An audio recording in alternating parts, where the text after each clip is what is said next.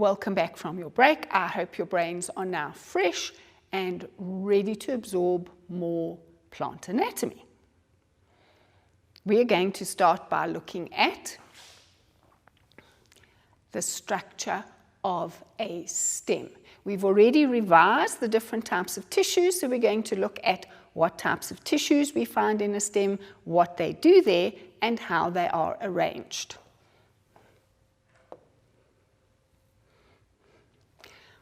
What tissues will be needed in a stem? Here is your stem. Let's think. Does it need meristematic tissue? Will it need to grow? Does it need epidermal tissue? And if so, which ones? Would we find parenchyma, collenchyma, sclerenchyma, and xylem, and phloem? And if so, what do these cells actually do? We would find meristematic cells in buds. That's a bud. And that is where new leaves and flowers grow.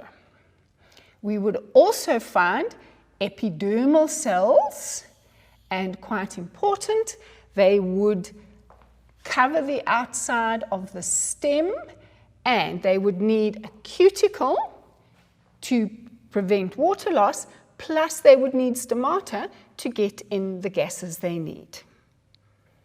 Would we need parenchyma?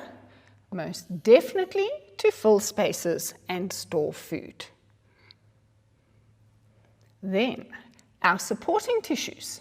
Collenchyma. Are we going to need collenchyma? Very definitely. That is what keeps the stem standing upright. Some plants only have collenchyma for support. Others also have sclerenchyma. And remember, sclerenchyma is much, much tougher, so it does a better job of support. Then, because one of the functions of the stem is to take water upwards and food downwards, we would find xylem, which is our water transport tissue, and phloem, which is our food transport tissue. So these are the cells that we're going to find in a stem. The next question is, well, where in a stem will we actually find all these tissues? This is a cross section through a stem. In other words, we've taken a stem and we've cut it across. And if you look at it, it's very, very confusing to start. But let's start with the easy things, the things that are easy to recognize. And obviously, the first one that's easy to recognize is, does it have a skin? And the skin is the epidermis. Then there are a whole lot of big cells in the center, and if you look at them, they've got thin walls. What type of cells would those be? Those would be parenchyma cells. Large cells, thin walls with air spaces between them. Then the rest all looks pretty confusing. How can we make sense of it? Remember, the darker the color, so if we look there, the color is quite dark. That shows that the cells have got thick walls. There, the color is also dark, so those are cells with thick walls. If we look here, these cells also have thick walls. And if we have a closer look, we're going to be able to identify which of the cells with thick walls they actually are. If we look at the next picture, this looks kind of different and sort of the same to the previous one. And the reason is that the two are sections of different stems. So every stem would look slightly different, but if you look, there is the same pattern. And that's what we're looking for, the pattern for the layout of these different tissues. Another thing, the color is different. Look at that color. And if we look at this picture, look at that color. And the reason why the colors are different is simply because these two pictures have been stained by different dyes. Because most of the cell walls and things like that in a plant are colorless, so we need to stain them so we can see them clearly. And the different colors actually simply are the different stains that have been used to bring up the different types of tissues. So what we're going to look at now is we've already found the epidermis. Sure, that was the easy one. And we have already found the parenchyma cells in the center, and that area of parenchyma cells is called the pith. Then we were a little bit confused by all the different cells with thick walls. Now, if we look at that pattern, you see there are a whole lot of those, and those are all vascular bundles. You can see all the way around near the outside, there are a whole lot of these vascular bundles, and that is where the xylem and phloem is found.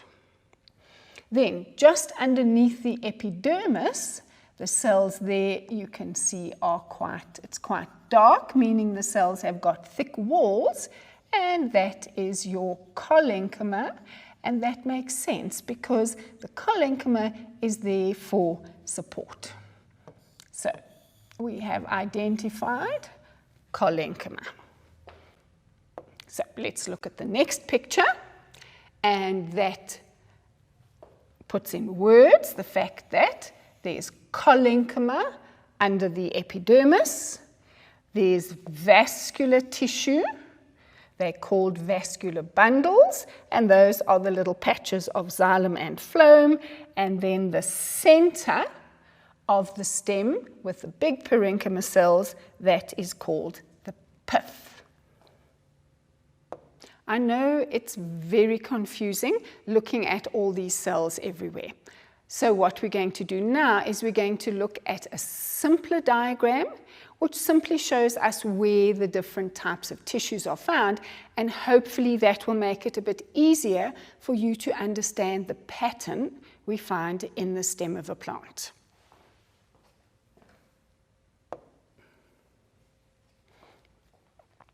This is a section across a plant, and that bit there is the cross section. You note there's no detail of the cells. It's simply showing us where the different types of cells are found. And something like that is one of the vascular bundles of xylem and phloem. Here, the section has been cut downwards. So here you are looking at the xylem vessels from the side. So this is called a longitudinal or lengthways section. Then, looking at the cell from the outside is called a side view. So this diagram shows us three different views of the arrangement of tissues in a stem.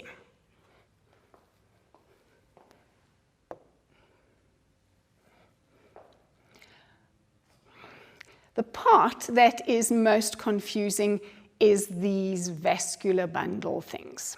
So what we're going to look at now is we're going to up the magnification of the microscope and look at only part of a stem, but it means we can see the vascular bundle in quite a bit of detail, which makes it much clearer and much easier to work out what is going on.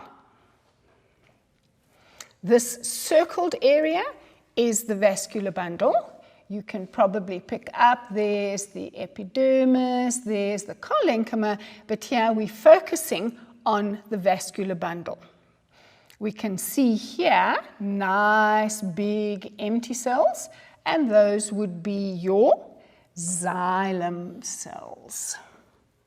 They've also got thick walls. Then what you see here are smaller cells which also have thick walls. And their walls are evenly thickened, so that is the sclerenchyma. And between the two are thin-walled cells. And there's two different types of thin-walled cells here, filling that space of thin-walled cells. That is the phloem. And you can pick up there are little companion cells between the big sieve tube cells. Then below that is a layer of flattened elongated cells, which we haven't come across before. Those are meristematic cells, and they form what we call the cambium, and that is what enables a plant, as it gets bigger, to grow more xylem and phloem, because if it's bigger, it's going to need to transport more water upwards because it's going to have more leaves.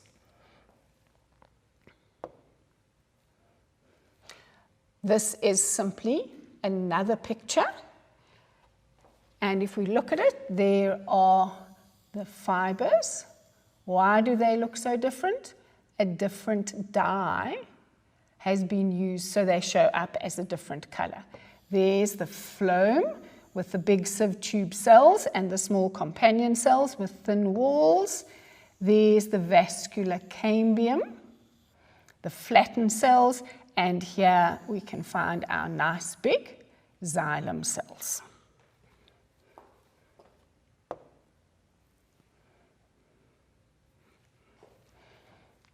It's often easier to understand by drawing a plan or a line diagram of a stem.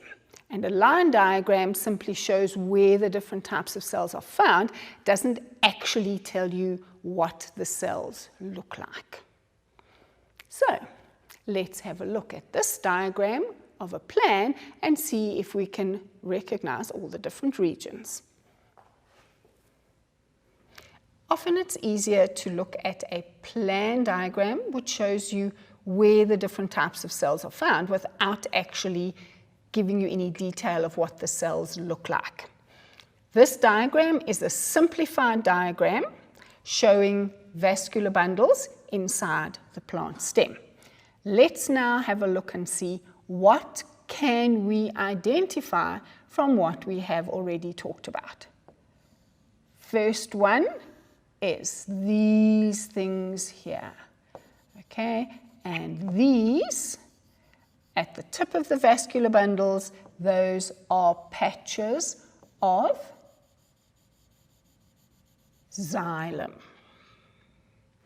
What else do we find in our vascular bundles? We find phloem, and that's where the phloem is found. So that would be an area of phloem. Then we would also find the bundle cap of sclerenchyma. The last part of the vascular bundle is this area here between the xylem and the phloem, and that is where the cambium or meristematic tissue is found. So we've now looked at the detail of the vascular bundle. We're now going to look at some of the other parts that we can recognize. Easiest one to recognize always is the epidermis, because every plant part has to have an epidermis. Also, every plant part will have cells filling in spaces, and those would be parenchyma cells, and the parenchyma cells are found in the middle with the pith. This particular diagram doesn't show the collenchyma.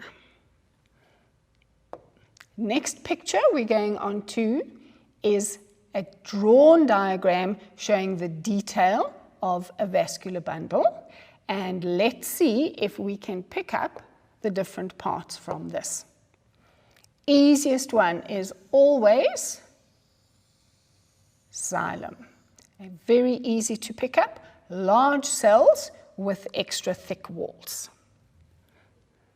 Next easiest one to pick up is going to be your phloem, and we can pick that up because there are some big cells, which are the sieve tube cells, surrounded by smaller cells, which are the companion cells.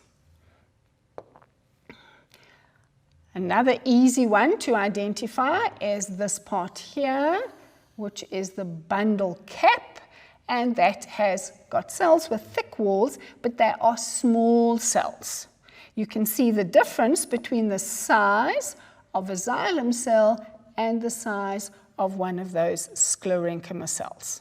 That's the way you can tell the difference, because they both have thick walls. Then we can also find the other parts of the stem, and this one shows very, very nicely. Here we have the epidermis,